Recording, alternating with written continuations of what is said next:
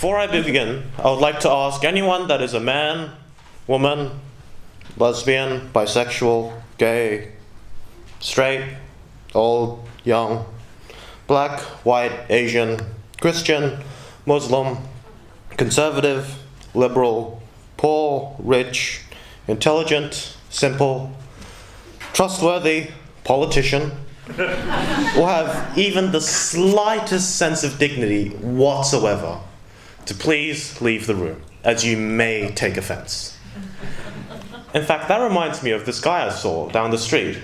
He was taking everyone's gate, and when I asked him about it, he took offense too. So, I think in this day and age, life is not the best. Every time you turn on the news, all you hear is bad, bad, bad. Worse than the reviews of the Emoji Movie. So, let's talk about these issues on the news. And also, I do believe that true to the nature of these rather sensitive topics, it is appropriate to take these issues very, very, very, very, very, very seriously. Such issues as the QLD and New South Wales bushfires being an act of God. Children these days addicted to their phones. And the kicker, climate change. The Queensland and New South Wales bushfires are probably the most dangerous fire threat to face us this year. Somehow more threatening than my cooking. And experts are saying these are the direct events of climate change. But of course, there are always different opinions. And Mr. Israel Folau, who is clearly smarter than these so-called scientists and experts, has a rather different approach. He says that these bushfires are an act of God for legalizing gay marriage and safe abortions. And, of course, Mr. Folau is very smart.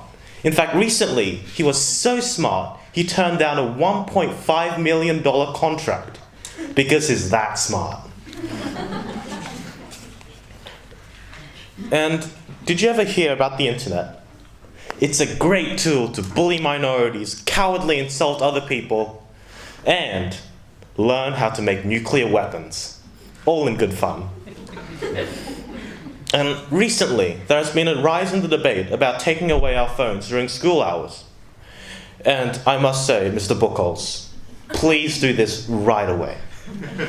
Bullies and kids these days live on their phones, and if we take them away, bullies won't know how to approach other students. They'll be completely safe. And finally, we get to climate change.